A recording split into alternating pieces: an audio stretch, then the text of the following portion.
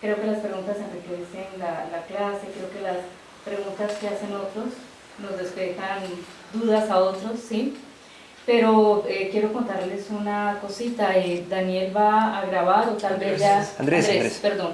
Va a grabar o tal vez ya está grabando, porque esto hace parte de una tarea que tengo que entregar en la maestría, entonces tengo que estar totalmente ceñida al tiempo.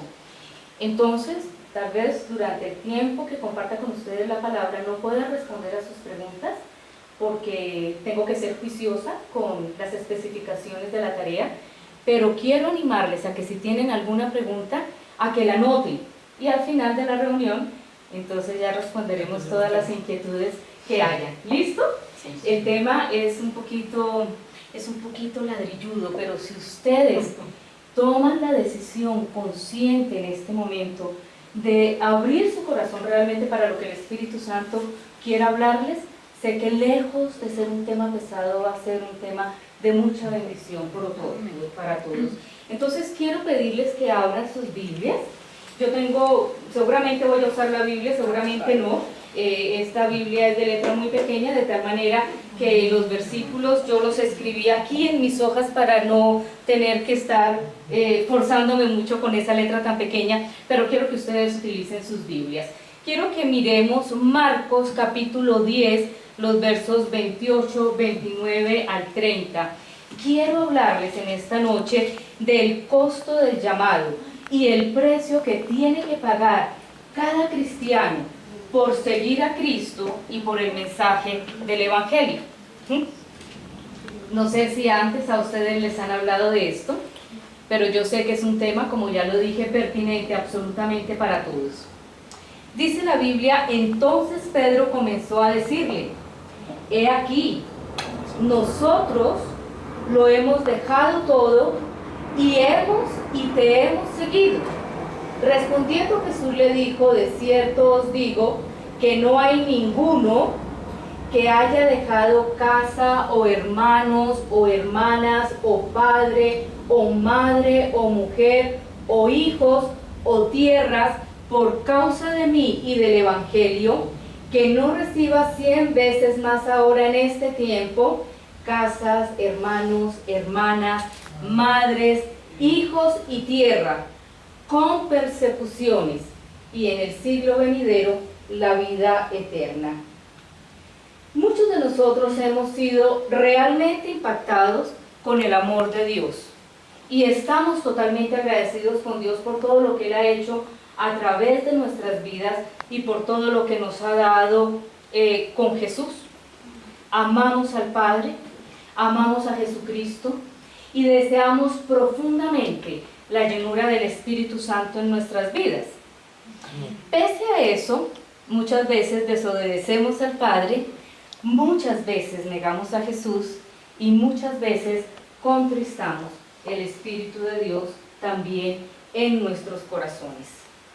Dios nuestro Padre es bueno y misericordioso, entonces nos redarguye del pecado, nos perdona, nos restaura y nos permite seguir en nuestra vida cristiana.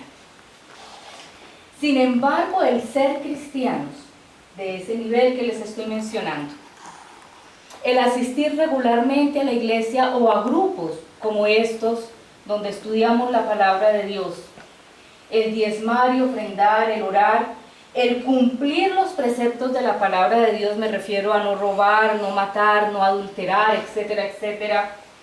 Aun cuando todo eso es necesario, ¿sí?, no es eso lo máximo que demanda Dios de nosotros. Yo no sé ustedes si en algún momento han pensado qué es lo máximo que podemos darle a Dios o qué es lo máximo que podemos dar por Dios. ¿Cómo? La vida, muy bien.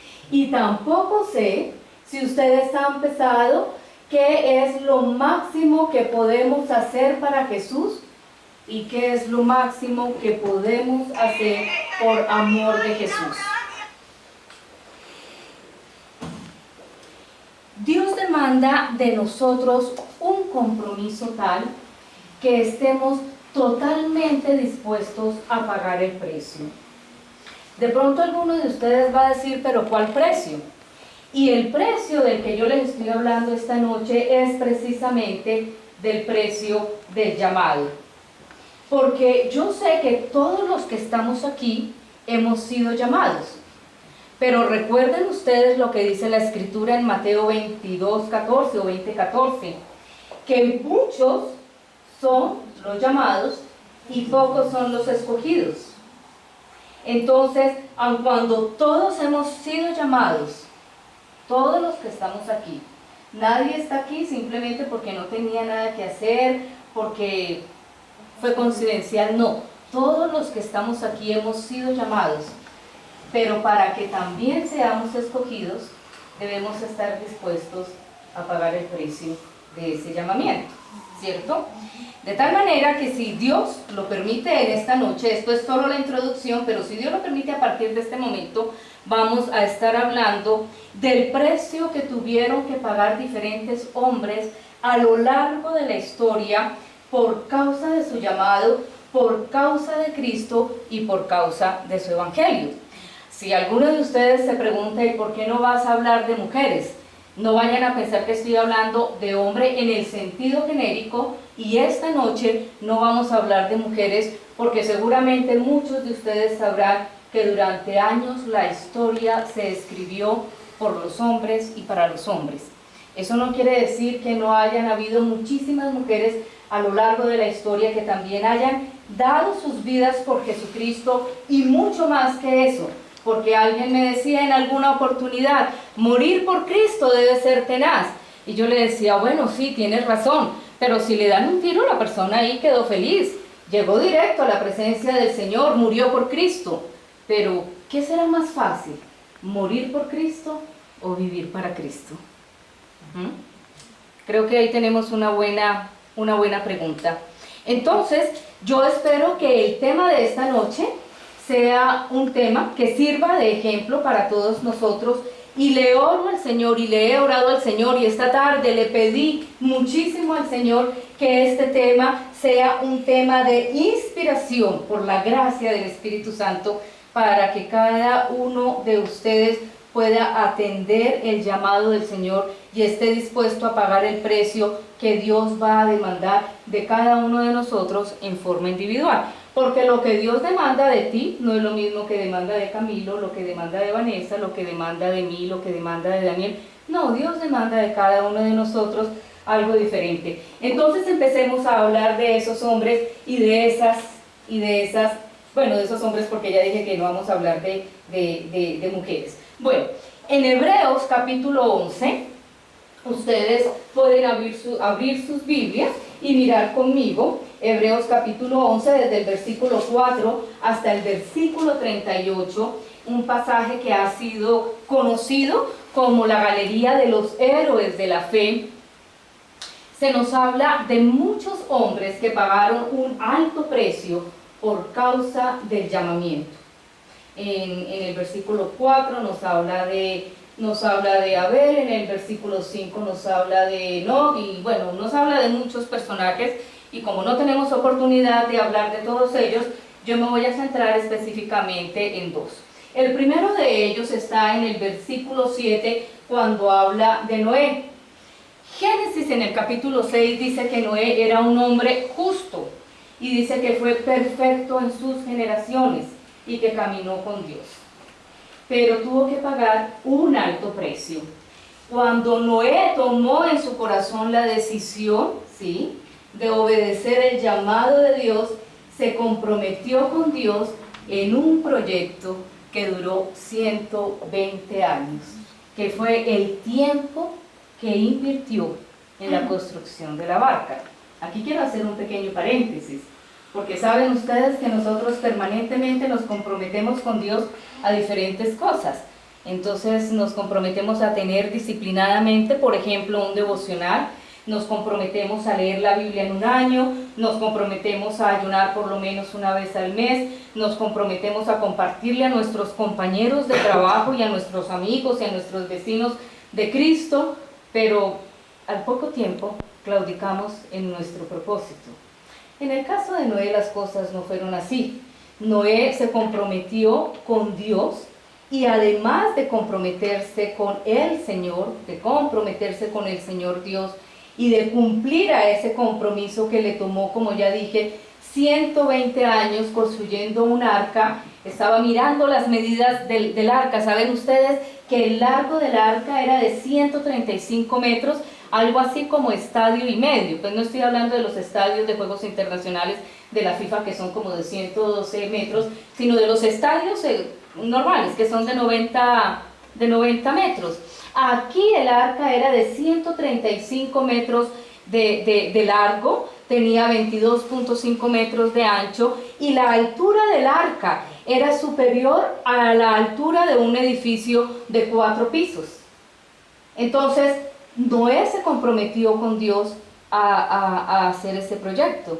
Y saben ustedes una cosa, que no solamente se comprometió con Dios a construir ese barco, sino que ese trabajo que estaba haciendo Noé le representaba un arduo trabajo.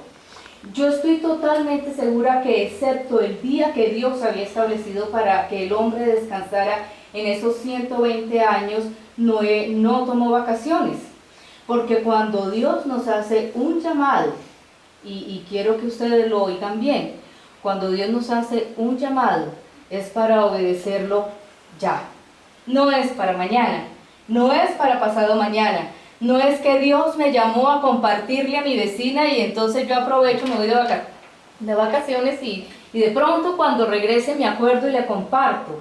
El llamado de Dios, sí, es de cumplimiento inmediato. Que Dios nos lleve en ese llamado a través del tiempo, sí, es una cosa totalmente diferente. Pero cuando Dios llama, nosotros debemos estar prestos a responder. Acuérdense ustedes cuando él empezó a hablarle a Isaías, ¿quién irá por nosotros? ¿Sí? ¿Quién le hablará a las naciones la verdad?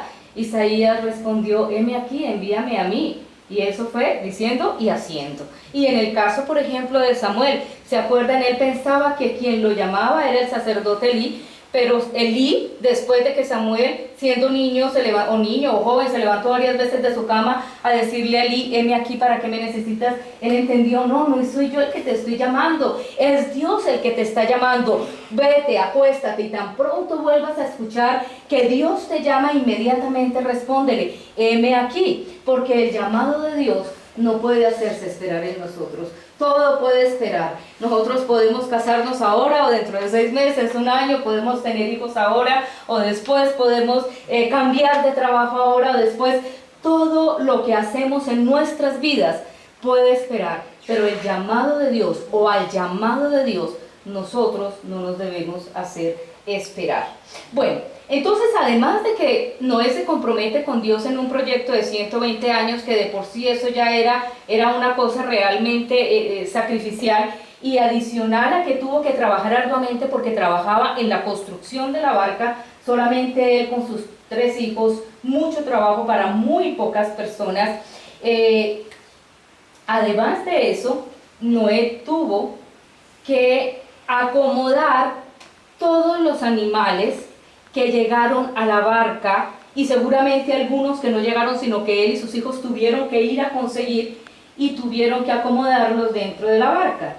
Algunos estudiosos de la historia y de la biología y de la zoología de ese entonces dice que los animales o las especies de animales que existían en ese momento, en ese contexto geográfico e histórico del que estamos hablando, podían haber sido aproximadamente 45.000.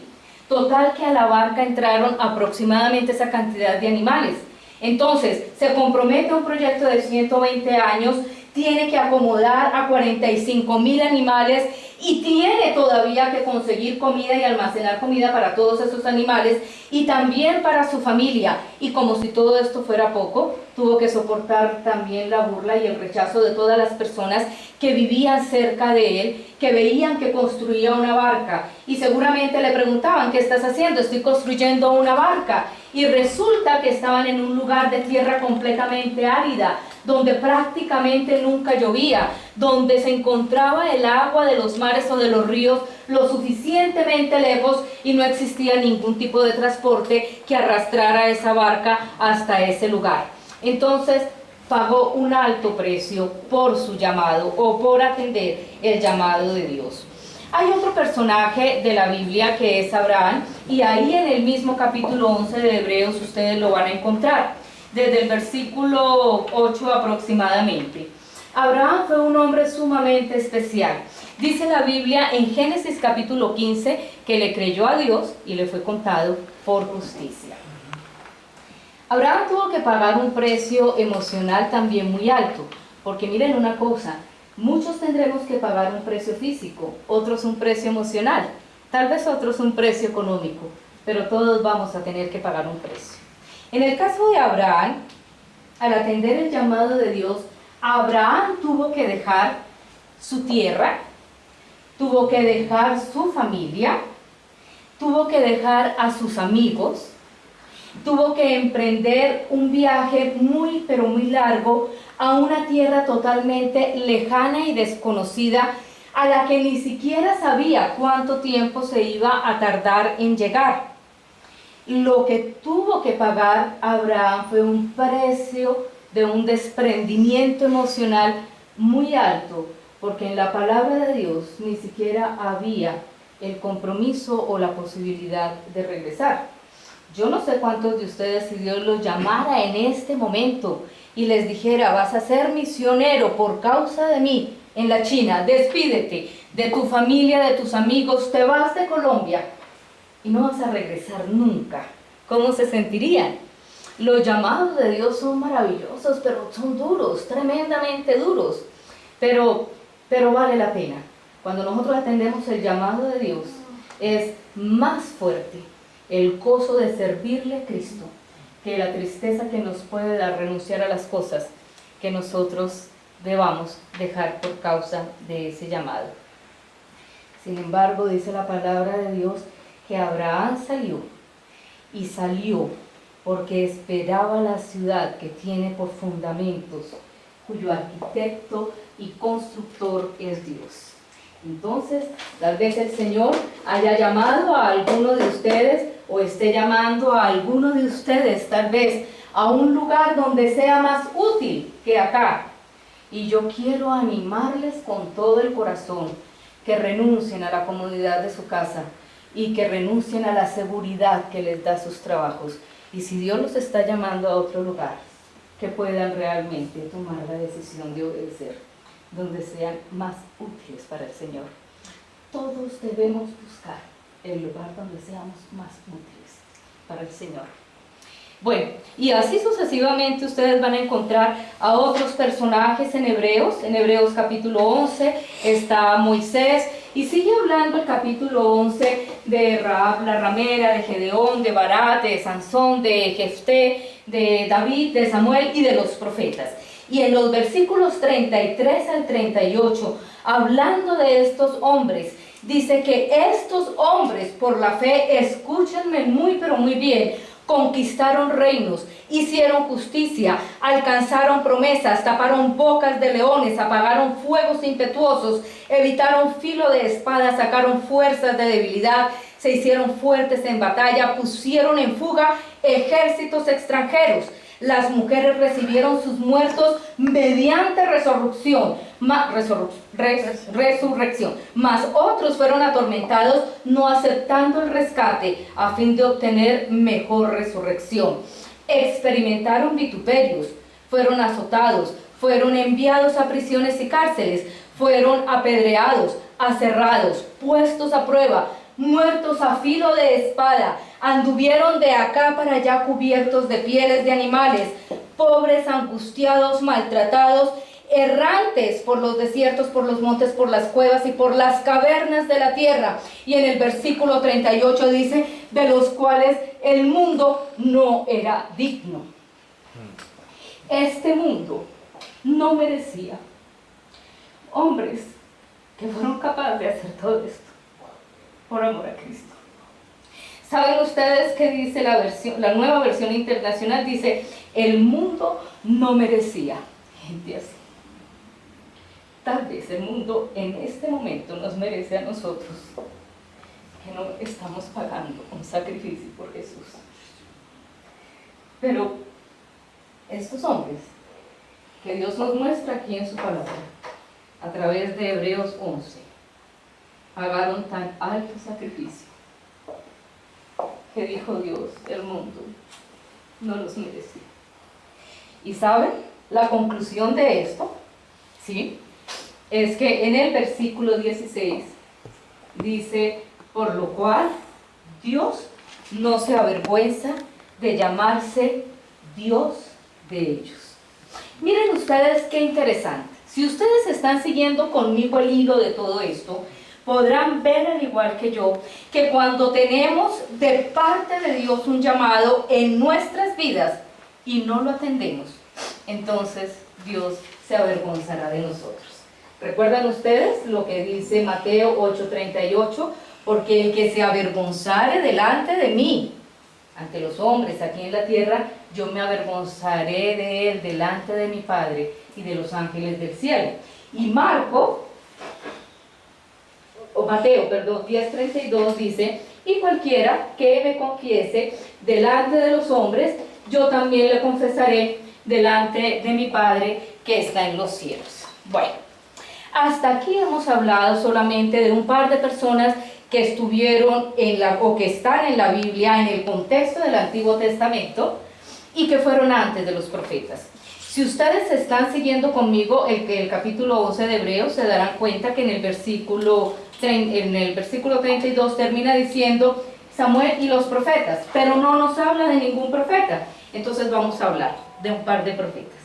Vamos a hablar de uno de ellos, por lo menos. Miremos la hora. Vamos a hablar por lo menos de uno de ellos. El oficio del profeta no era absolutamente nada fácil.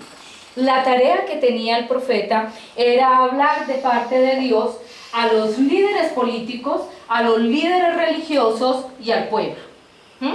Entonces, como lo que les hablaba de parte de Dios era para confrontar sus vidas con los mandamientos de Dios, pues naturalmente los profetas no eran personas populares para nada. Y por el contrario, ¿saben ustedes una cosa? Se ganaron el desprecio, ¿sí?, de todos sus líderes y se ganaron la antipatía del pueblo. Muchos de ellos predicaron la palabra de Dios por años, pero no fueron escuchados aun cuando la predicaron con fidelidad y con mucha energía. ¿Podemos abrir la puerta, sí, para que entre como aire? ¿Sí? ¿No problema? Bueno, entonces ustedes van a encontrar que Isaías, por ejemplo, que es el primer profeta del que habla la Biblia, Isaías como profeta fue tremendo. Tuvo que pagar un alto precio al final de sus días. Por ejemplo, Manasés, que era el rey de Israel en ese momento, lo persiguió y él, tratando de huir del rey para que no lo matara, se metió en el tronco hueco de un árbol y de ahí no salió. Y entonces, ¿saben qué mandó a hacer el rey? Mandó a cerrar el árbol con Isaías dentro y de esa manera murió. Pero aun cuando Isaías hizo cosas maravillosas, más que en Isaías me quiero centrar es en Jeremías. Jeremías es un hombre muy, pero muy especial en la Biblia. Tuvo una vida, yo creería que de las más dramáticas de todos los profetas. Cuando era tan solamente un niño, Dios lo llamó y entonces él rehúsa el llamado que Dios le hace, y en el versículo 6 del capítulo 1 él mismo le dice: yo soy tan solo un niño y no sé hablar. Pero el Señor le dice: mira, simple y llanamente, a todo lo que te envíe tú irás, y las palabras que yo ponga en tu boca tú las hablarás. Jeremías, a diferencia de muchos que no atienden el llamado de Dios, no tuvo opción. Dios le hizo un llamado y era algo imperativo. Ahí él no tenía ni siquiera la posibilidad de tomar la decisión de aceptar o no su llamado, pero luchó muchísimo con su llamado, hasta que finalmente ustedes van a encontrar, después de muchos capítulos, por allá en el capítulo 20, un Jeremías que está ya totalmente doblegado a Dios. Y van a leer cómo Jeremías le dice: me sedujiste, oh Jehová, y fui seducido. Más fuerte fuiste que yo y me venciste. Es tremendo, ¿no? Dice la palabra: y dije, no me acordaré más de ti, ni hablaré más en tu nombre. No obstante, dice Jeremías, había en mi interior, en mi corazón, como un fuego profundo, que traté de sufrir y no pude. ¿Cuándo somos llamados por Dios? Lo mejor que podemos hacer es atender a ese llamado. Pelear contra Dios, caramba, qué terrible. No vale la pena, absolutamente para nada. Entonces, en ese proceso de crecimiento y de aceptación de su llamado, Jeremías terminó compartiendo la palabra de Dios, profetizándole a la nación de Judá y a la ciudad de Jerusalén durante 40 años aproximadamente, de día, de noche, todo el tiempo, de una manera incesante. Dicen los historiadores que con firmeza y con vehemencia, ¿sí? Pero las profecías que Dios le daba a su pueblo a través de Jeremías no eran profecías bien recibidas, porque eran profecías que hablaban de castigo y de fatalidad, porque el pueblo de Dios se había apartado de Dios. Entonces, miren ustedes lo que pasó con Jeremías. Lo tuvieron preso en la cárcel, lo tuvieron también en una cisterna, encerrado para que no pudiera profetizar. Lo rechazó su familia, lo rechazaron sus amigos, lo rechazaron sus vecinos, lo rechazó el pueblo para quien iban dirigidos sus mensajes, lo rechazaron los sacerdotes y los profetas falsos que en ese momento se encontraban también con él. Fue azotado y puesto en el cepo por el sacerdote de ese momento, que era el sacerdote Pasur, porque él no estaba de acuerdo con las palabras que Dios había dado a través de Jeremías, ¿sí? Fue culpado de pena de muerte por profetizar contra Jerusalén. El rey Joacim le rompió el original de todos sus manuscritos. Miren ustedes qué tremendo. Si a mí se me llegasen a perder estas hojas, bueno, no me daría pesar, pero llego a la casa y simplemente prendo el computador y las vuelvo a imprimir. Pero en esa época no había los recursos ni la tecnología que tenemos ahorita, y eran los manuscritos originales, lo que le había costado trabajo escribirlos al pie de la letra, tal como Dios había dado la palabra, y eran los manuscritos que estaban reservados para que su pueblo los pudieran escuchar y los pudieran leer y escuchar la palabra de Dios. Y el rey Joacim mandó quemar todos sus manuscritos originales. Tuvo que pagar un precio tremendo. Parte del precio que tuvo que pagar a lo largo de su vida es que estuvo sumamente solo. Dios le ordenó a Jeremías que no se casara. Tremendo, ¿no les parece? Tenaz.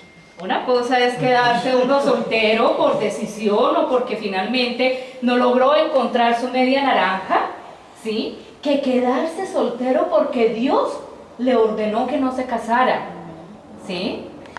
Ahora, yo no sé ustedes cómo ven eso, pero yo, perdóname, Vanesita y Sebastián, que los coja de ejemplo.